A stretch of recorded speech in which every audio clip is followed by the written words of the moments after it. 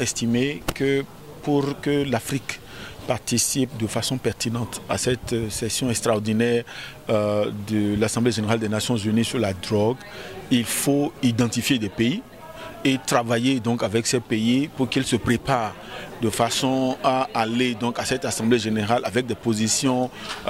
disons, claires et pertinentes qui contribuent à faire avancer les politiques en matière de drogue au niveau international et dans notre région. Alors, dans le cadre de l'Afrique de l'Ouest, nous avons estimé qu'il fallait commencer par identifier des pays que nous considérons comme champions, c'est-à-dire des pays où nous avons déjà noté, si vous voulez,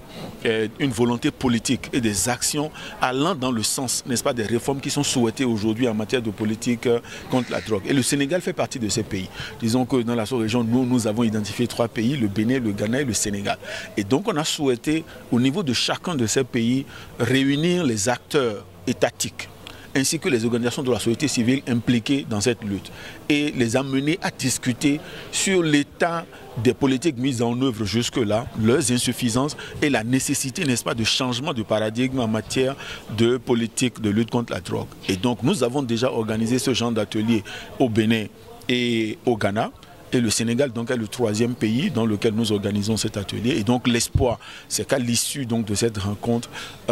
des acteurs étatiques du Sénégal réfléchissent un peu sur ce qu'ils ont fait jusque-là pour lutter contre la drogue, qu'ils identifient les insuffisances et qu'ils s'entendent un peu sur un certain nombre de points en termes de nécessité de réforme pour qu'on s'attaque mieux et de façon respectueuse des droits de l'homme et de la dignité humaine sur des questions liées à la drogue. Disons qu'en règle générale, en Afrique de l'Ouest, ce que vous observez, le premier constat, c'est qu'on a le sentiment que les gens n'ont pas conscience de ce que le trafic de drogue est en train de devenir un problème majeur pour nous. Un problème de santé, un problème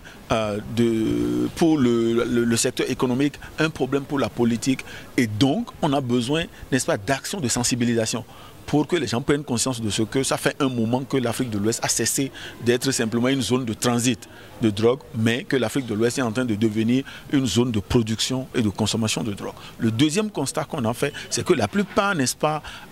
des législations qui existent en matière de lutte contre la drogue sont des législations purement répressives, punitives. Et le troisième constat, c'est l'absence dans la quasi-totalité de ces pays d'infrastructures nécessaires et pertinentes pour bien traiter les utilisateurs de drogue, qui pour nous sont un peu comme des victimes qui ont besoin d'aide et qui n'ont pas besoin d'être envoyés en prison ou envoyés dans les centres psychiatriques comme si c'était des personnes qui souffraient, n'est-ce pas, de maladies mentales. Et donc voilà les préoccupations qu'on observe, nos observations dans la sous-région et qui justifient que Osiwa, par exemple, depuis 1 an ou 2, s'engage dans la voie, n'est-ce pas, de recherche de moyens alternatifs de lutte contre la drogue.